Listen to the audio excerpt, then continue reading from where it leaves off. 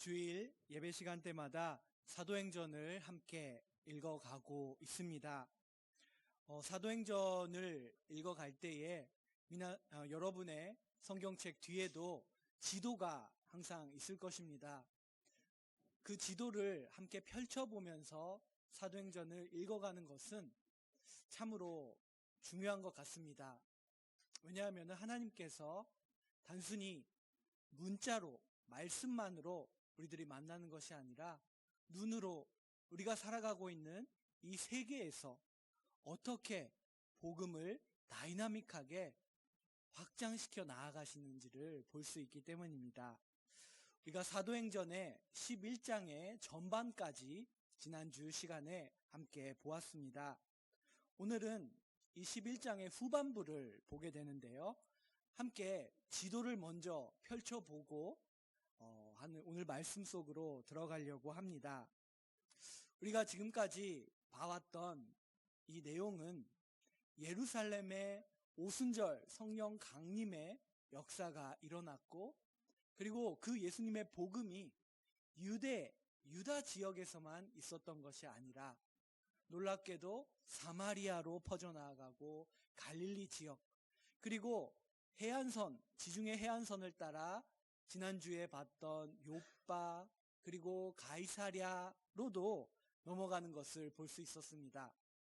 네, 이 지도에서 방금 또 다른 지도가 있었는데, 이 지도에는 더 이상 다 담을 수 없을 정도로 복음은 계속해서 퍼져가게 됩니다.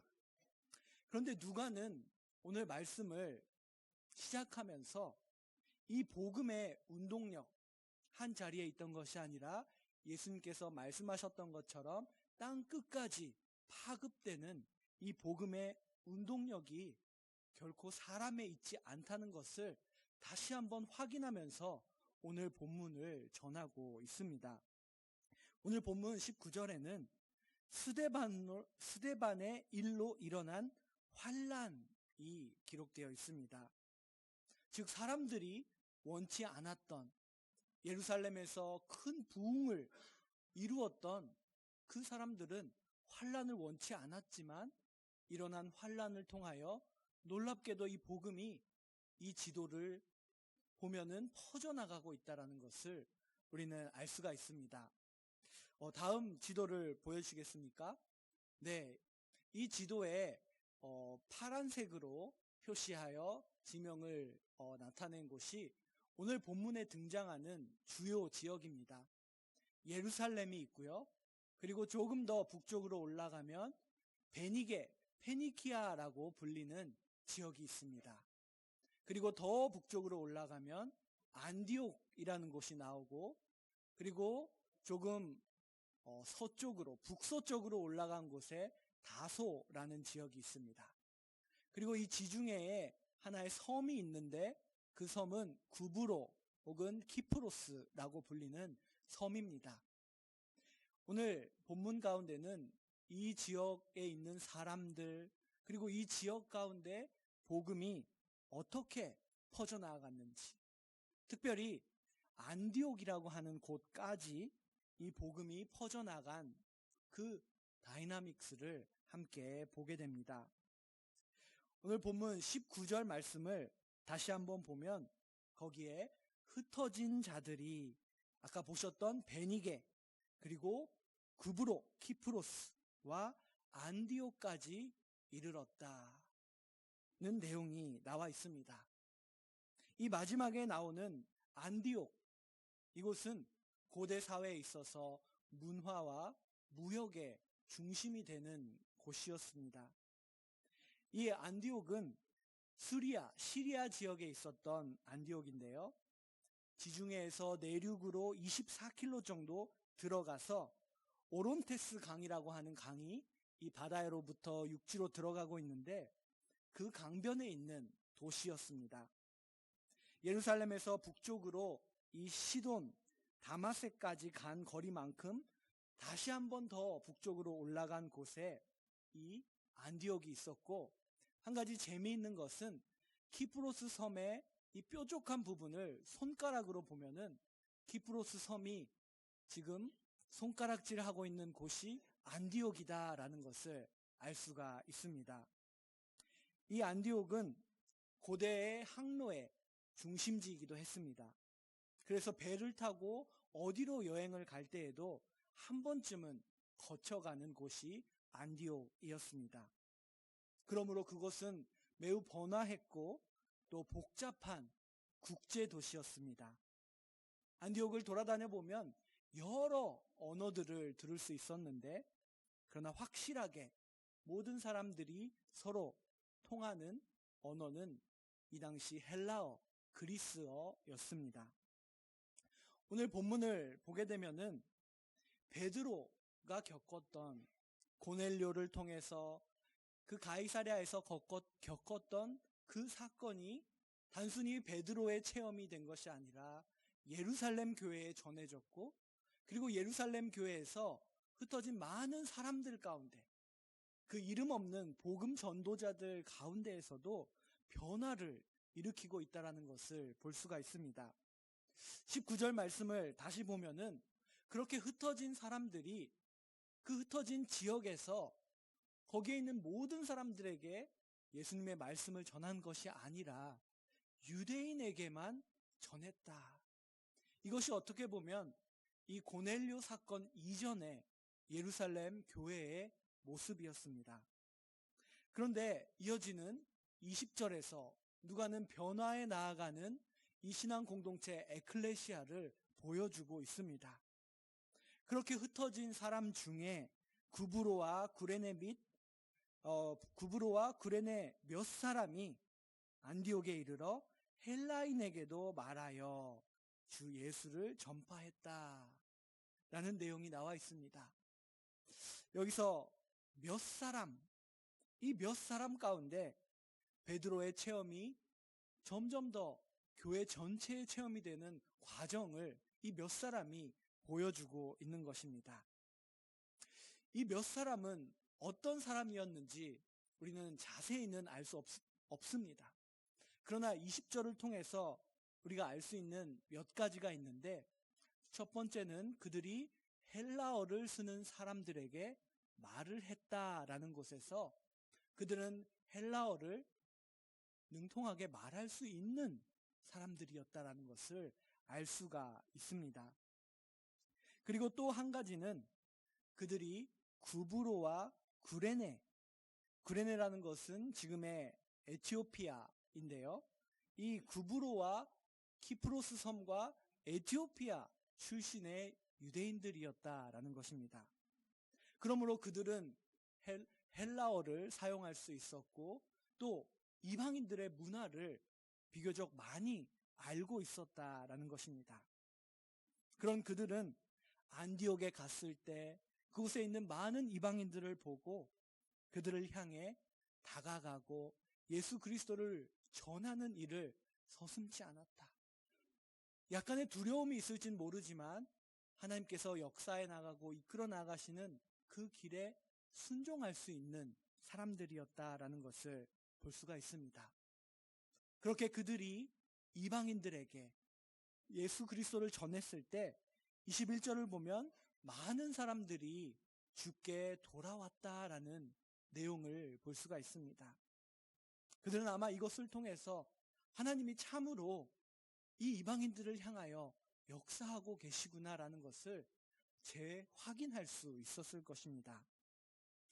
이렇게 안디옥에서 많은 사람들이 주 예수님께 돌아오기 시작했다라는 소문이 예루살렘 교회까지 들려오게 되었습니다.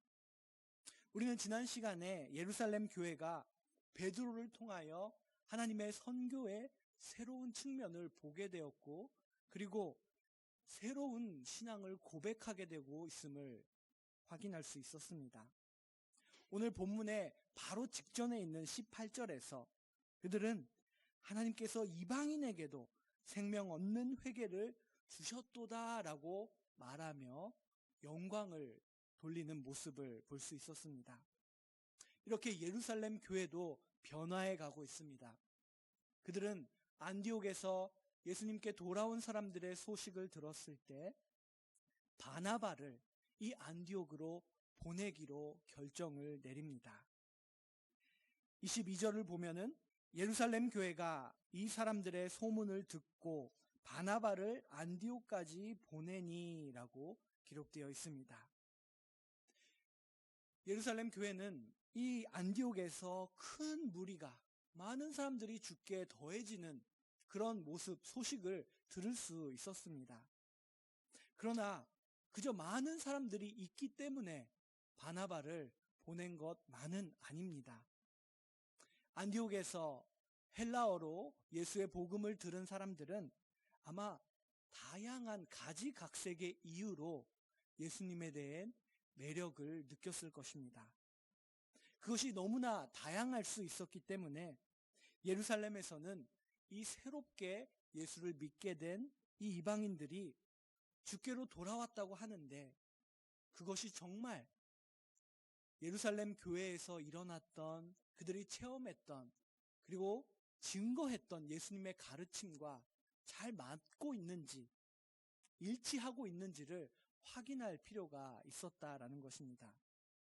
바나바가 안디옥에 파송된 임무 중에는 그들의 신앙, 그들이 예수 그리스도의 복음을 잘 이해하고 있는지를 확인하는 그런 임무 또한 있었던 것입니다.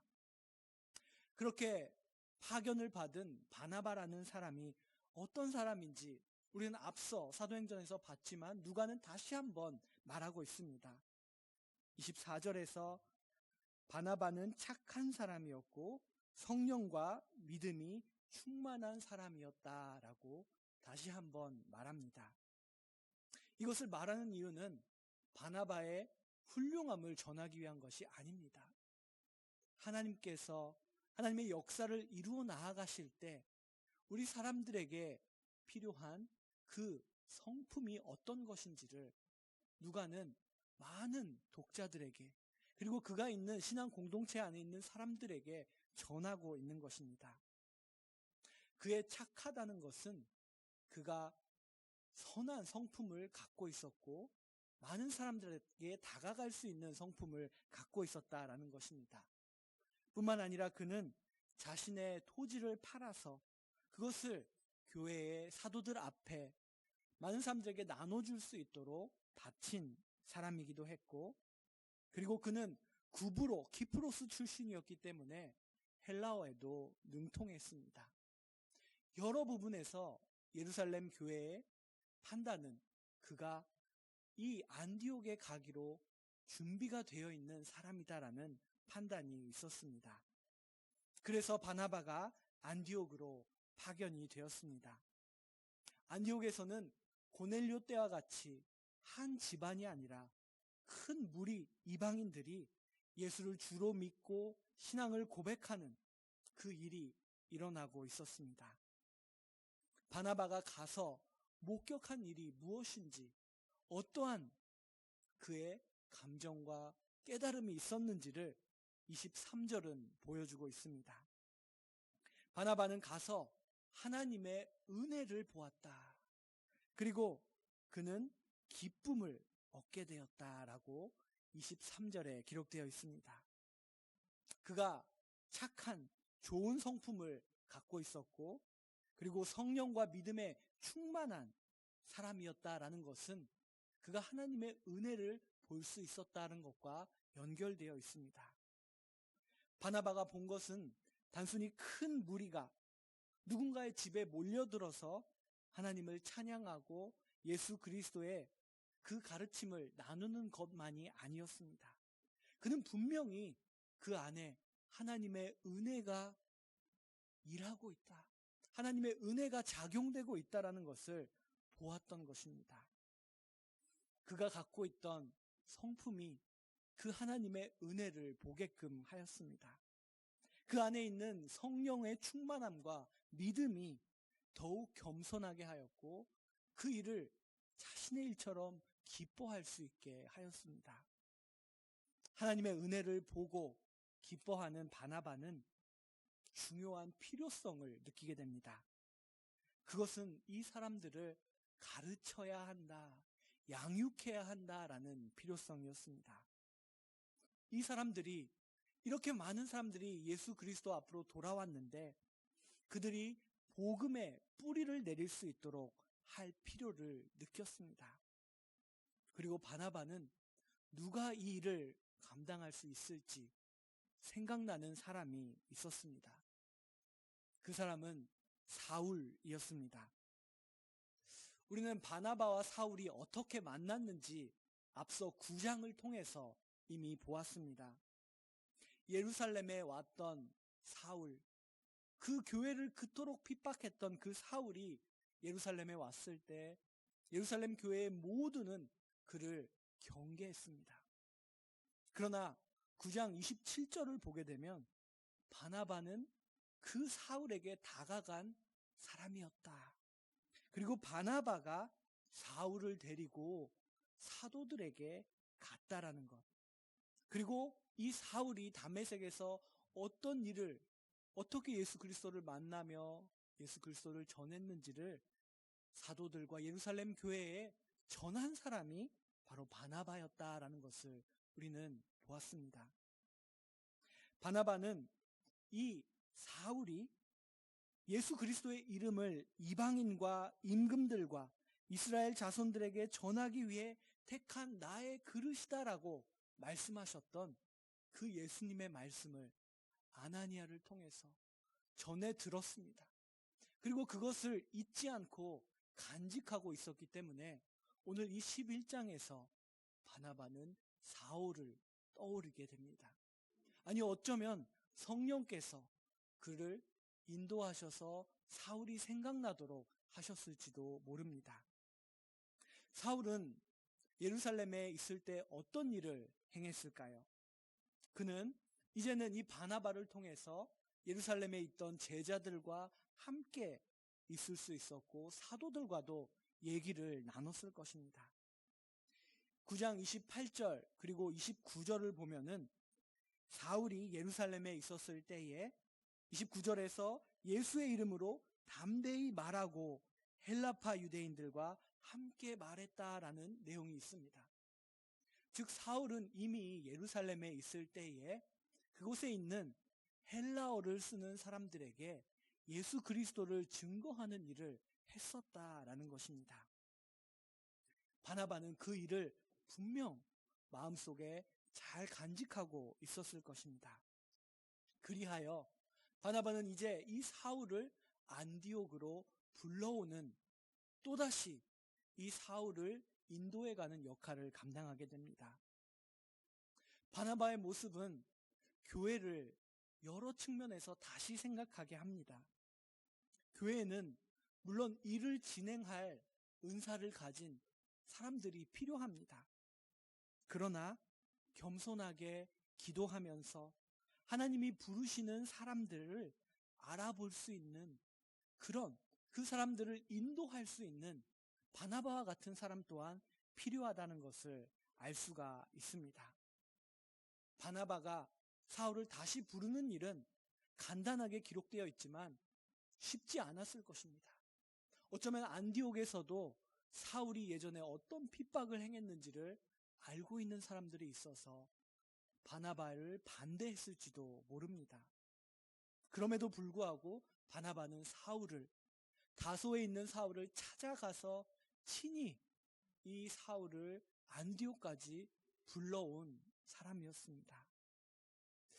여기서 오늘 본문을 통하여 우리는 이름 없는 몇 사람의 복음 전도자, 그들이 안디옥에 와서 헬라어를 사용하는 사람들에게 예수 그리스도의 복음을 전했던 그 이름 없는 몇 사람들과 이 바나바의 공통점을 발견하게 됩니다. 이름 없는 복음 전도자들도 당시에 많은 교인들이, 제자들이 다가가지 않았던 이방인들에게 다가갔을 때 많은 사람들이 예수님께로 돌아왔습니다. 바나바 또한 예루살렘에서 아무도 경계하기만 하고 다가가지 않았던 사울에게 바나바가 다가갔을 때 그 사울과의 만남이 있었고 지금 그 만남이 11장으로 다시 이어지는 모습을 보게 됩니다. 이렇게 그들에게도 다가가는 사람들의 모습을 우리는 볼 수가 있습니다. 그리고 그 사람들에게 하나님께서 어떻게 역사하셨는지 21절은 말하고 있습니다. 주의 손이 그들과 함께 하심에. 그렇게 자신의 뜻과 그 당시에 많은 사람들의 생각과 다른 방법을, 하지만 그곳에 분명히 하나님께서 원하시는 것이 있다는 것을 알고 행동한 이 사람들 가운데 주의 손이 그들과 함께 하셨고, 그리고 그들의 힘이 아닌 그 주의 손이 함께하는 능력을 통하여 지금 안디옥에서 하나님의 역사가 일어나고 있다는 것을 누가는 전하고 있습니다. 바나바는 다소에 있는 사울을 찾아갔고 안디옥으로 데려왔습니다. 사울이 특별한 재능을 가진 가르칠 수 있는 교사, 선생, 설교자라는 것을 바나바는 알아보고 그것을 최대한 발휘할 수 있는 곳이 안디옥이라는 것을 깨달았습니다. 다소에서 사울은 아마 그곳에 있는 회당이나 사람들에게 예수 그리스도의 복음을 전하고 있었을 것입니다. 그러나 바나바는 그가 지금 있어야 할 곳이 안디옥이라는 것을 깨닫고 아마 사울을 열심히 설득하여 함께 기도하며 그를 이끌어 왔을 것입니다.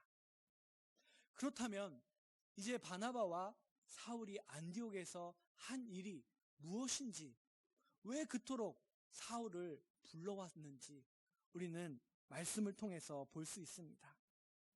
26절을 보면은 둘이 안디옥 교회에 1년간 모여 있어 큰 무리를 가르쳤고, 바나바가 사울을 생각하게 된 이유도, 그리고 실제로 사울과 함께 안디옥에서 한 그 일도 바로 가르치는 것에 초점이 맞추어져 있다는 것을 볼 수 있습니다.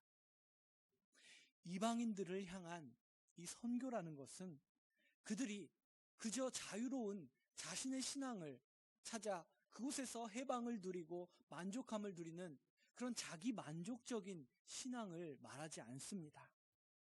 그것은 그 이방의 땅에서 그들도 예수 그리스도의 참된 제자가 되어가는 것, 예수님과 직접 공생의 기간을 함께하고 죽음과 부활을 목격한 그 사도들과 동일한 그 참된 제자가 되어가는 과정이 선교의 과정입니다. 그러므로 그 과정은 예수님과의 만남, 신앙의 고백으로 시작해서 끊임없는 양육, 그리고 끊임없이 계속되는 신앙생활 가운데 성장해 나아가야 한다라는 것입니다. 첫 번째 에클레시아였던 예루살렘 교회 또한 사도들의 가르침이 계속되었고, 그리고 그 가르침 속에서 교제하고 기도하는 가운데 점점 더 그들이 교회가 되어갔다라는 모습을 우리는 보았습니다. 안디옥에서도 똑같은 일이 일어나야 했습니다. 새로운 곳이시지만 그곳에서 일어나는 하나님의 역사는 동일합니다. 그곳에서 예수 그리스도 안에서 양육됨이 필요했고, 그리고 바나바와 사울, 이 사울을 통해서 양육이 1년 동안 가르침이 이루어졌다라는 것을 누가는 전합니다. 그러면서 이 1년이 어떠한 결실을 맺게 되었는지 누가는 전하고 있습니다. 26절의 후반을 보면은 제자들이 안디옥에서 비로소 그리스도인이라 일컬음을 받게 되었더라라고 기록되어 있습니다. 이것은 그들이 스스로를 우리를 그리스도인이라고 부르세요라고 말한 것이 아니라 안디옥에 있는 수많은 이방인들로부터 그들이 그리스도인이라고 불리게 되었다. 그들이 스스로를 말한 것이 아니다라는 것입니다. 그런데 왜 그들은 그리스도인이라고 불렸을까? 이 부분을 자세히 생각해 볼 필요가 있습니다.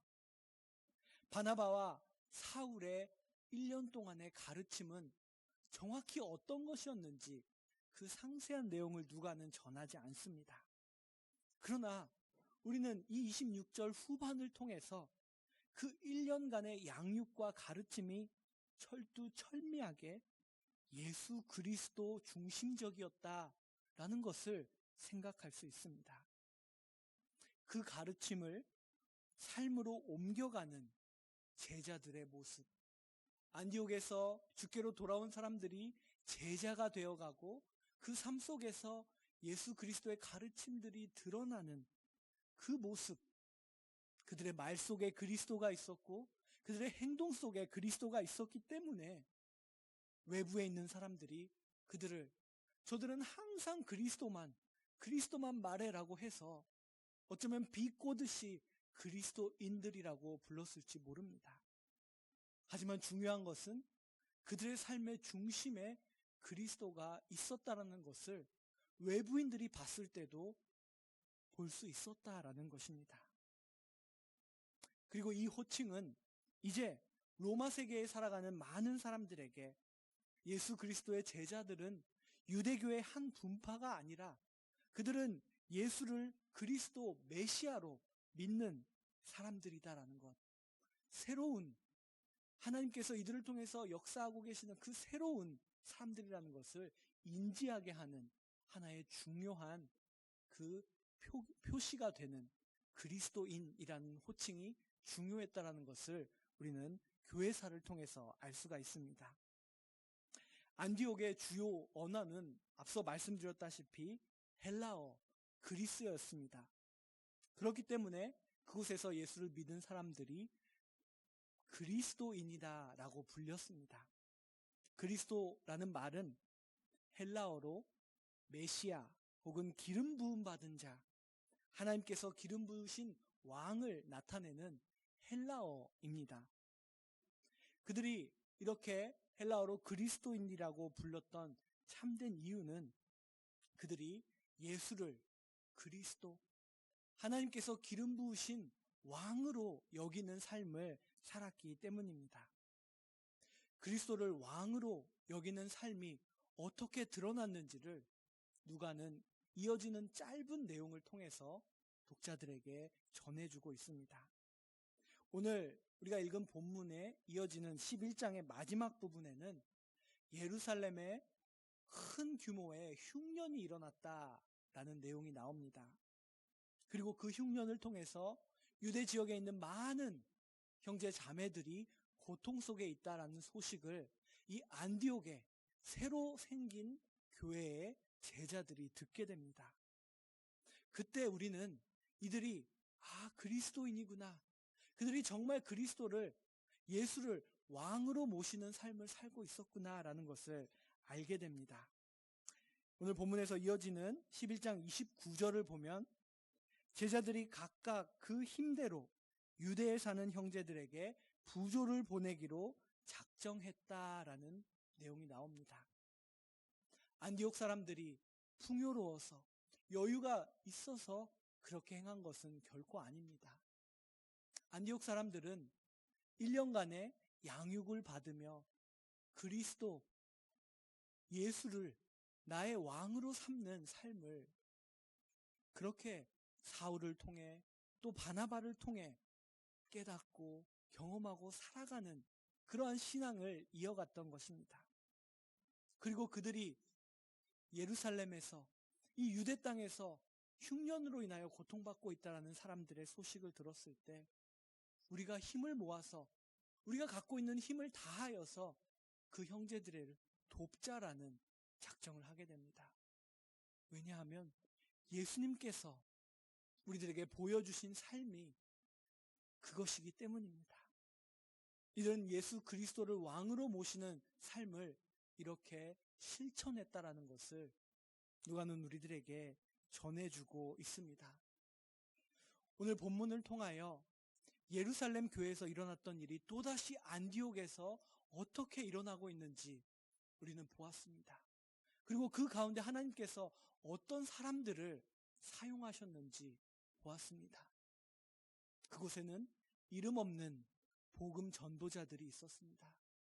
또 바나바라는 사람이 있었고 바나바를 통해서 안디옥으로 오게 된 사울이라는 사람들이 있었습니다. 그 사람들을 하나님께서는 주의 손이 함께 하심에, 주의 손이 그들과 함께 하여서 이 안디옥의 교회가 일어나는 역사가 일어났다라는 것, 그리고 그 안에 예수를 참으로 왕으로 삼는 진짜 그리스도인들이 생기기 시작했다라는 것을 누가는 전하고 있습니다. 이 사역이 오늘날 우리를 통해서 이루어져 간다라고, 오늘 우리가 이 본문을 읽을 때 말씀은 우리들에게 호소하고 있습니다. 우리 또한 주의 손이 함께 하시는, 주님의 마음이 있는 곳에 우리의 마음이 가고 우리의 손과 발이 행하는 그런 하나님께 쓰임받는 사람들이 되기를 간절히 소망합니다. 기도하겠습니다. 놀라운 방법으로 하나님의 선교를 이끌어 가시고 지금도 우리와 함께 그 선교를 행하시며 보여주시는 하나님 아버지, 사도행전을 통하여서 하나님의 놀라운 방법과 하나님의 인간과는 다른 마음을 알게 하시니 참으로 감사합니다. 주의 손이 어디에 함께 하셨는지 오늘 말씀을 통해서 볼 수 있었습니다. 오늘 말씀 속에 있던 그 사람들과 같이 우리들도 우리가 살아가는 이곳에서, 우리의 신앙 공동체 안에서 주의 손이 함께하는 그 사역들을 이어나가 하나님의 나라, 하나님의 선교를 이루어갈 수 있도록 인도하여 주시옵소서. 예수 그리스도의 이름으로 기도드립니다. 아멘.